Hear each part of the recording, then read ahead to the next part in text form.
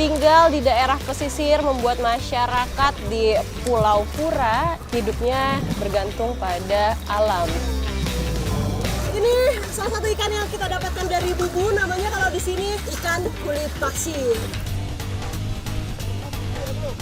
Dari pinggir-pinggiran sungai, kita pukul-pukul seperti ini supaya ikannya kegiring masuk ke dalam perangkat yang sudah kita buat. Ikan belum dapat ikannya udah pada teriak-teriak. Ikan dapat lagi.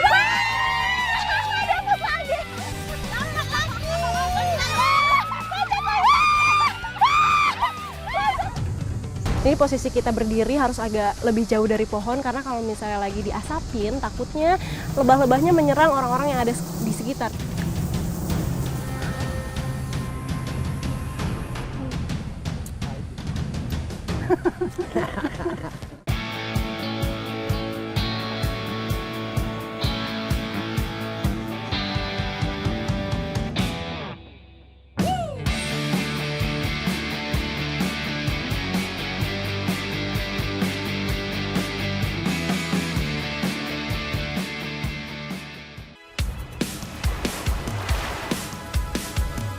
Birunya Laut Alor menjadi pembuka petualangan saya kali ini.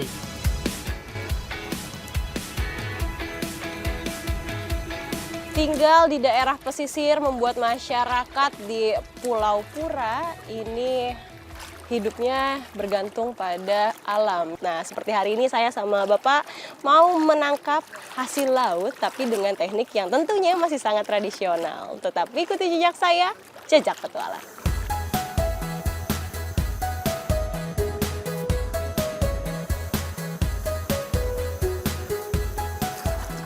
Ini sekarang kita udah sampai di lokasi untuk kita ambil bubu. Jadi masyarakat di sini memang masih menggunakan teknik bubu sebagai salah satu cara yang paling efektif untuk menangkap ikan sekaligus langsung banyak. Jadi di sini lokasinya dan kalau saya lihat sepertinya dalam. Ini lebih dari 5 meter.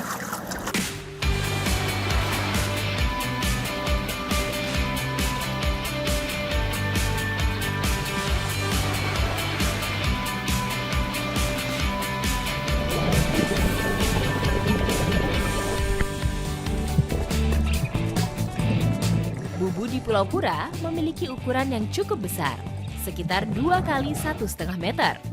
Dengan ukuran sebesar ini, bubu ditenggelamkan hingga kedalaman 20 meter lebih. Wah, bubunya sudah mulai kelihatan. Ukurannya besar kalau lihat dari air, tapi nggak tahu ketika udah dinaikkan ke atas. Dibutuhkan tenaga ekstra untuk mengangkat bubu sebesar ini. Terlebih, ada tambahan beberapa ikan yang sudah terperangkap di dalamnya.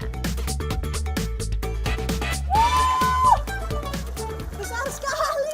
Ini salah satu ikan yang kita dapatkan dari Bubu, namanya kalau di sini ikan kulit pasir. Kenapa disebutnya kulit pasir? Karena dia punya warna seperti pasir begitu ya Pak ya?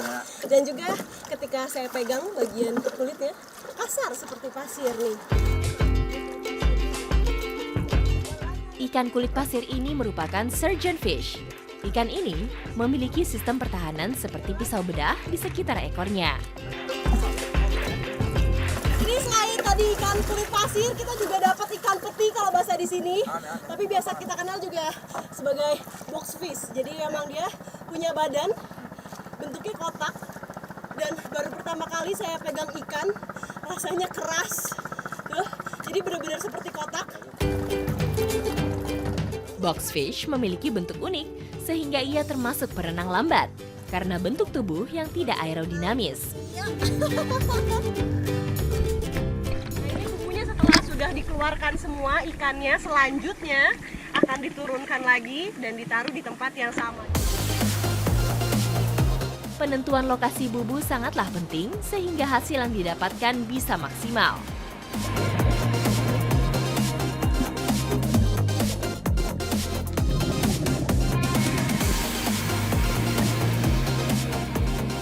Semoga sampai bubu yang barusan saya taruh dan juga Bapak nanti dapat ikan yang banyak setelah seminggu ditaruh.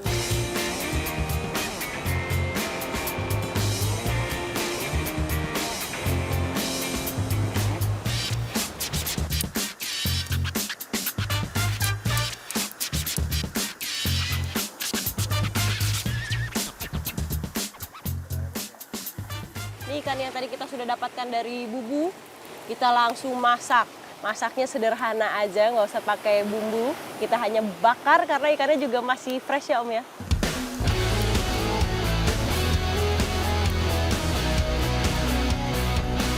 Sebenarnya dari dua ikan ini yang paling saya penasaran sama ikan peti ini nih yang saya pegang. Nih, ikannya bentuknya kotak. Terus tadi ketika saya pegang dia keras. Tapi ketika sudah masak, nanti kita kelupas itu lebih mudah ketika dia sudah matang. Jadi di dalamnya juga dagingnya udah mulai kelihatan. Kalau kata Om lebih enak dibandingkan ikan kulit pasir.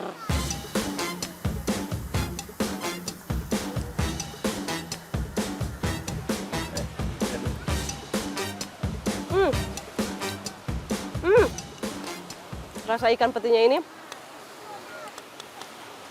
walaupun tidak pakai bumbu, tidak pakai garam, tapi rasanya enak.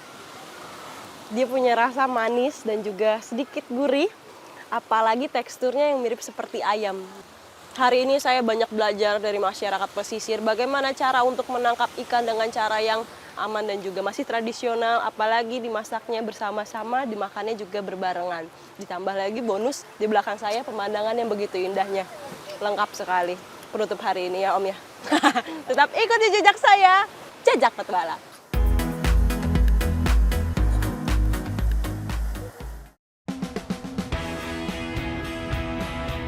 Membentang sejauh 750 km, Musi, sungai terpanjang di Pulau Sumatera ini, mempunyai banyak anak sungai. Salah satunya Sungai Babatan di Kecamatan Pedamaran.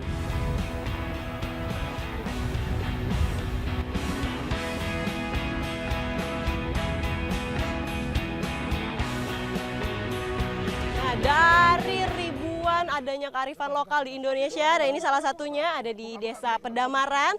Kita mau melakukan menangkap ikan, kalau di sini namanya ngesar, itu masih sangat tradisional. Makanya tetap ikuti jejak saya, Jejak Petualang. Oh, udah mulai aja. Mana Pak? Dari mana? Saya di mana nanti?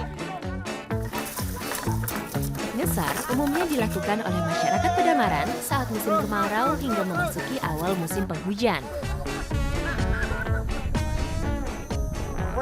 Jadi yang dimaksud ngesar itu adalah menangkap ikan dengan menggunakan jaring.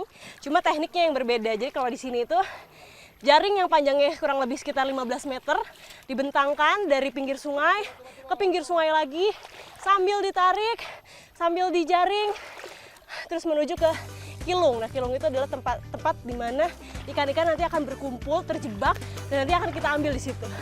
Sungai Babatan memiliki peran besar bagi masyarakat Pedamaran karena hasil ikannya yang melimpah. Bahkan Pedamaran menyandang predikat sebagai penghasil ikan terbesar di Sumatera Selatan.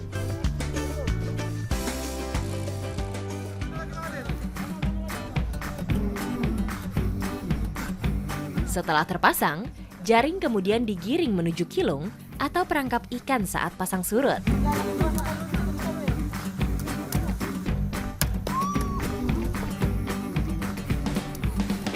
Tadi saya katakan menggunakan teknik untuk menakut-nakuti ikan dengan kayu atau tumur. Jadi dari pinggir-pinggiran sungai kita pukul-pukul seperti ini supaya ikannya kegiring masuk ke dalam perangkap yang sudah kita buat. Berjalan di atas lumpur ditambah paparan sinar matahari yang menyengat tentu sangat menguras tenaga. Namun hal ini tidak membuat para pencari patah semangat. Untuk menyiasati terik matahari, bapak-bapak ini akan berjalan sambil menenggelamkan badannya ke dalam air.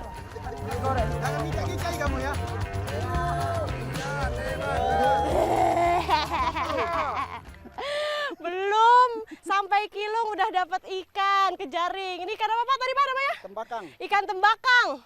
Ini ukurannya memang sebesar-besar ini ya Pak atau ada yang lebih besar lagi? Lebih gede lagi dari sini. Masih ada yang lebih besar lagi? Masih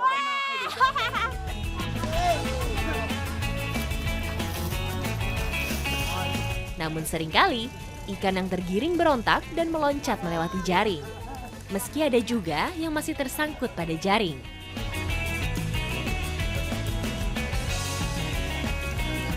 Tarik! Wah, loncat! Loncat! Tuh ikannya loncat. Kalau kelamaan kita tarik jaringnya nanti ikannya bakal kabur lagi tuh kayak tadi.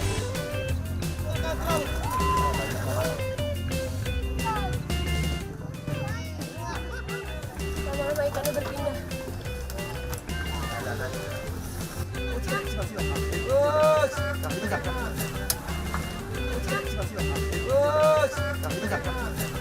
Kalau ikannya sudah digiring masuk melalui kilung, nah ini adalah alat untuk pengangkat kilungnya, yaitu monde cabe.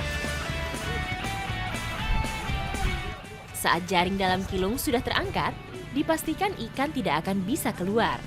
Tinggal menggiring ikan hingga ujung kilung.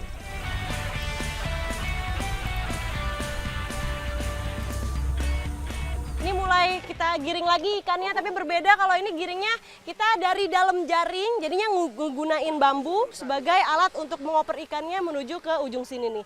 Nanti pada saat ikannya sudah berkumpul semua, nanti kita akan ambil pakai kayu dan juga jaring yang lebih kecil. Ikannya banyak!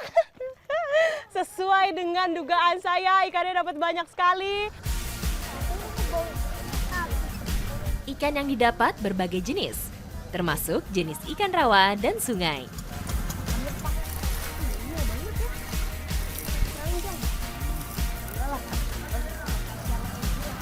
Hasilnya hampir 1 keranjang penuh. Coba bayangin, ini katanya Bapak beratnya hampir 50 kilo ya Pak ya? 50 lah, lebih Hampir kurang 50 mah. kilo. Hampir kayak saya Pak beratnya, Iya, beda iya, dikit. betul. Beda dikit. Setelah sampai di darat, ikan-ikan ini kemudian akan disortir. Ikan yang mempunyai nilai jual akan dipisahkan, sedangkan yang tidak akan dibagi untuk konsumsi pribadi.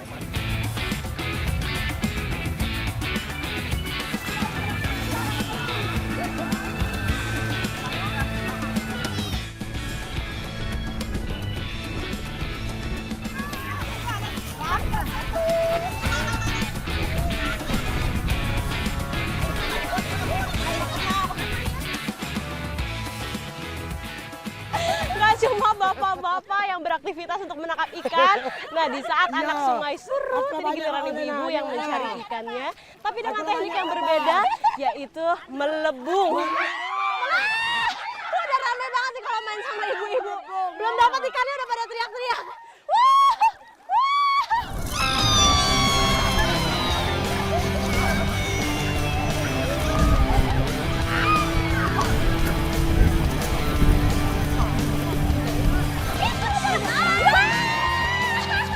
Bukan persaingan mendapatkan ikan saat melebung, melainkan kebersamaan yang lebih diutamakan.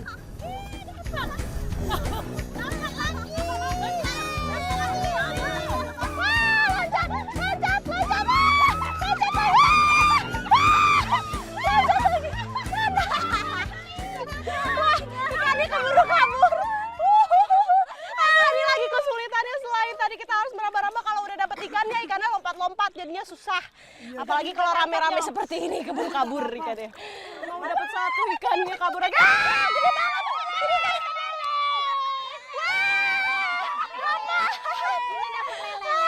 Jadi jenis ikannya tuh apa aja yang ada kita ambil ya Bu ya. Cuaca yang tidak menentu saat musim penghujan membuat kita harus berhenti melakukan melebung.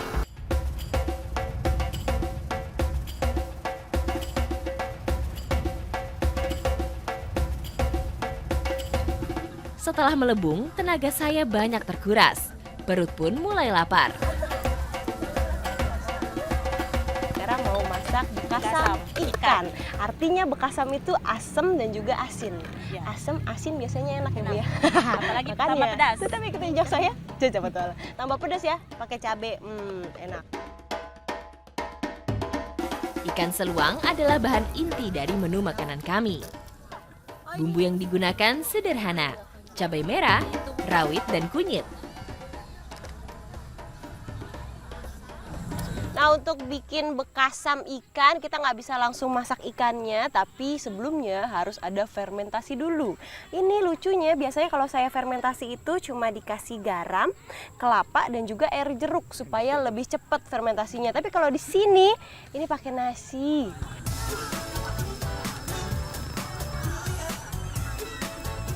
Bekasam sudah menjadi menu turun-temurun di pedamaran. Saat hasil tangkapan ikan melimpah, maka akan banyak ikan yang terbuang. Untuk mengurangi hal tersebut, maka ikan akan difermentasi, agar saat musim kemarau, warga masih dapat tetap menikmati ikan. Nasi yang telah dicampur garam diyakini dapat mempercepat proses fermentasi dan tidak menghancurkan ikan.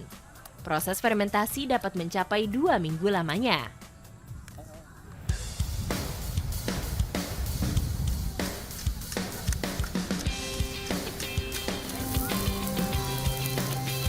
Cukup ditumis sekitar 10 menit, bekasan pun siap dinikmati.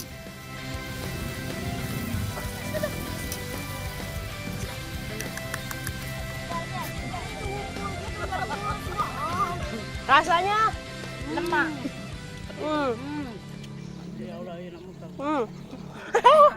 Ini rasa asamnya jauh lebih dominan dibandingkan rasa asinnya. Jadi ketika udah di mulut, digigit, itu aroma di dalam mulut itu sepertinya semuanya asam gitu ya. Tapi enak. Lemaknya, Lemaknya. Lemaknya. Nah, kalau di sini makannya harus pakai nasi. Nggak boleh pakai yang lain. Ikuti jejak saya, Jajak Petualang.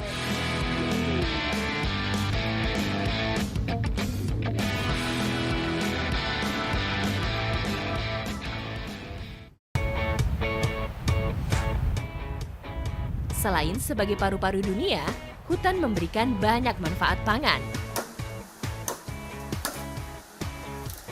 Kali ini, saya bersama masyarakat Reatoa akan berburu sarang lebah.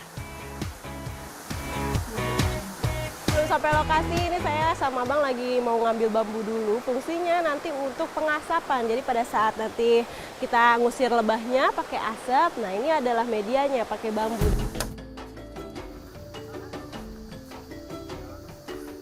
Selain bambu dan akar kak lampe, daun katimpang juga dibutuhkan untuk sarana pengasapan berburu sarang lebah.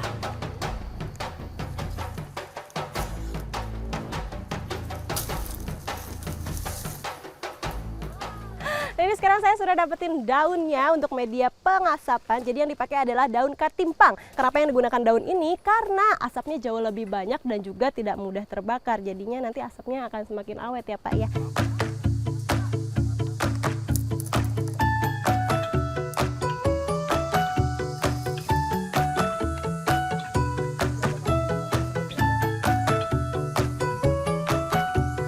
Kalau di sini nama pohonnya adalah kaju ara dan ini tingginya 35 meter.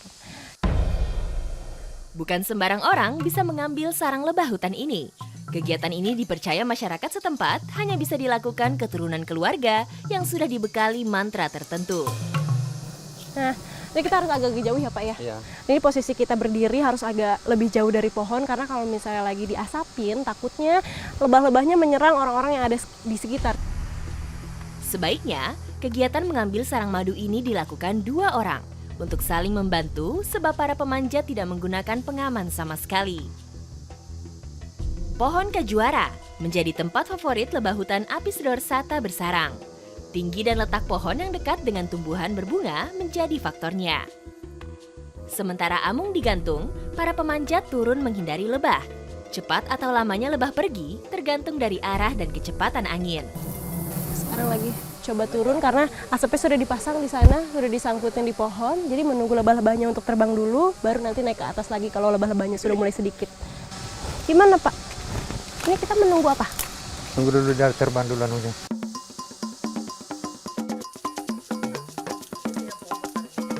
Lebah-lebah yang pergi akan membuat sarang baru tidak jauh dari lokasi sebelumnya. Untuk membangun sarang sebesar ini, lebah membutuhkan waktu 6 bulan.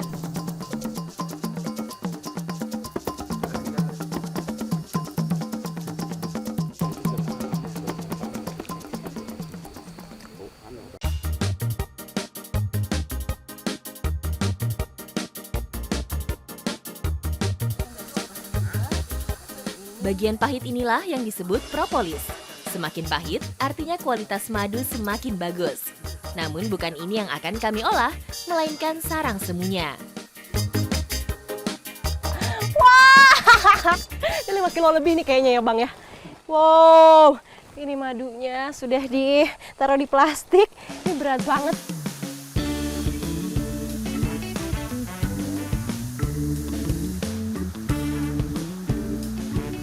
belum lengkap rasanya kalau misalnya kita mau masak tapi nggak ada sumber proteinnya. Nah ini sekarang saya lagi mau cari kepiting sungai, namanya bukang. Nah ini kita harus cari spot yang memang benar-benar banyak batu-batuan. Biasanya dia ngumpetnya di balik batu. Meski tergolong binatang nokturnal, tidak sulit untuk mendapatkan bukang. Karena krustasea yang satu ini tinggal di air dangkal dan mudah dipancing dengan umpan.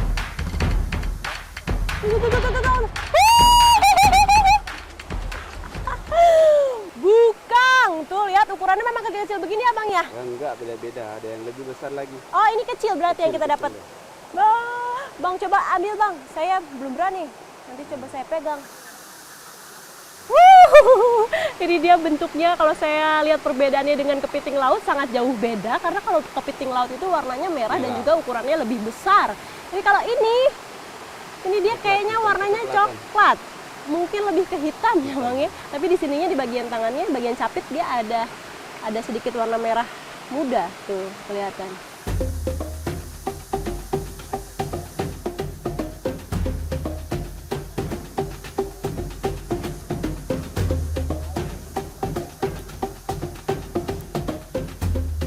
Wah, udah mulai banjir. Kependekan itunya. Kegiatan ini biasa dilakukan oleh masyarakat Reatoa ketika masuk ke hutan, sehingga mereka sudah membawa persiapan bumbu dari rumah.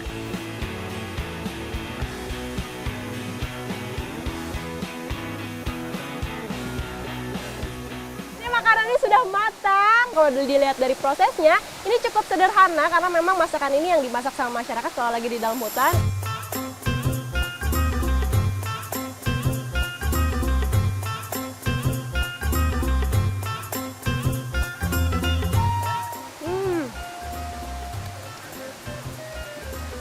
Enak. Protein dari kombinasi bukang, masula, madu beserta larvanya baik untuk metabolisme otot dalam tubuh, sehingga bisa mengembalikan energi untuk kembali beraktivitas. Sama dengan kelihatannya, ini rasanya enak banget, gurih. Terus ada tunas masula yang tadi sudah diambil, ini saya pikir rasanya akan sedikit pahit, ternyata nggak sama sekali. Ini kalau dimakan empuk dan juga manis rasanya.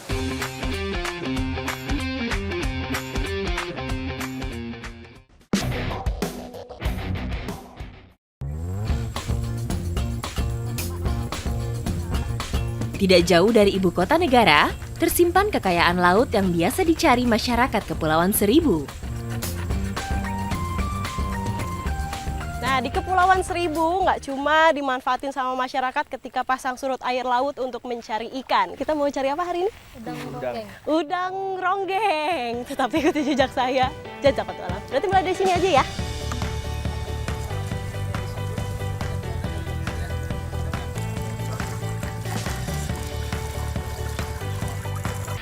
Kasih umpannya di sini berarti. Iya. Oh, kalau mencari udang jenis lain kita biasanya pakai jaring. Tapi kalau di sini untuk mencari udang ronggeng ada alat khusus namanya disebutnya Pengko jepret. Disebutnya di sini pengko jepret. Ini sederhana, bisa kita bentuk dari bambu seperti ini atau dari kayu juga bisa yang dibentuk kecil. Sebenarnya sistemnya sama seperti jerat. Nanti ketika udah dikasih umpan di sini, udangnya mendekat, dia makan, terus akan kejerat, nggak bisa keluar, nggak bisa kemana-mana. Nah, disitulah akan kita tarik.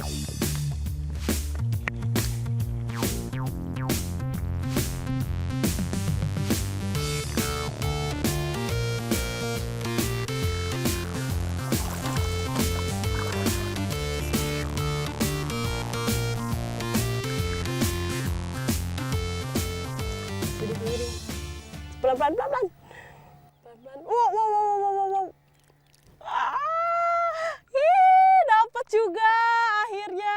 Ukurannya besar. Yang lain pada dapat gak? Ini dapat? Belum. Saya udah dapat. Ukurannya gede ya. Udang ronggeng atau banyak yang menyebutnya udang gola merupakan krustasea dari ordo Stomatopoda. Si bongkok ini memang terkenal punya rasa yang lezat, sehingga banyak yang memburunya untuk dikonsumsi.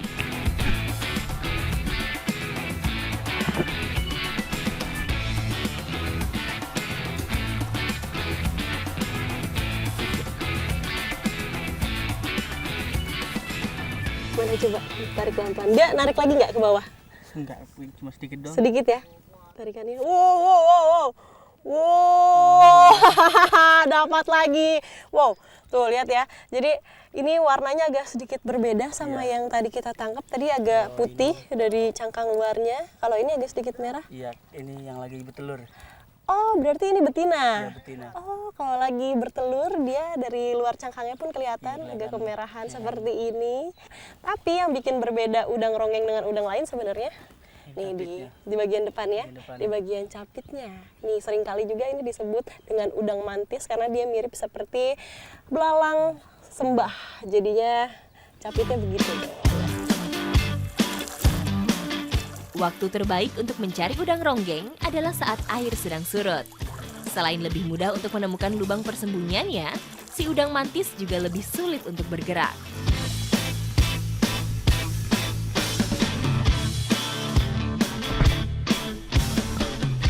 Tuh. Kan dia yang melakukan perlawanan. Jadi dia narik lagi ke bawah. Ini. Akhirnya dapat juga. Jadi ketika kita tadi sudah menemukan lubangnya, terus kita taruh pengkonya, itu kita menunggu dulu beberapa saat sampai udangnya makan umpan yang kita kasih. Seperti ini, udangnya kita dapetin lagi. Ukurannya hampir-hampir sama ya. Nih, seperti ini.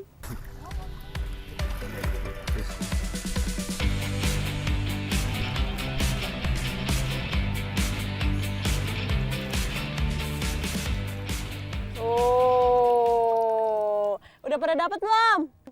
Udah ya? Tuh kan semuanya udah pada dapat. Yang tadi saya katakan, kalau di sini memang masih banyak udang ronggeng, tapi untuk mencarinya butuh ketelitian untuk cari lubangnya dan nunggu udangnya sampai makan umpannya itu butuh kesabaran juga. Nah, habis ini saya sama teman-teman semua mau langsung masak udangnya dengan olahan yang sederhana, makan itu. Tapi ikuti jejak saya, jejak betul. Enaknya dimasak apa? Kita apa? Kita bakar. Kita bakar enaknya ya. Ayo, mari bakar.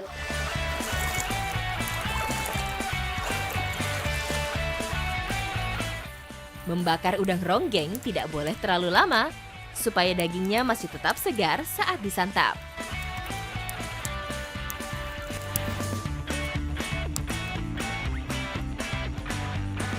Ayo makan.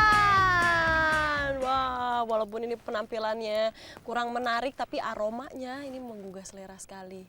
Ini teman-teman udah nyobain aja, udah matang dalamnya. Semua, udah tinggal makan. Wah, kayaknya enak.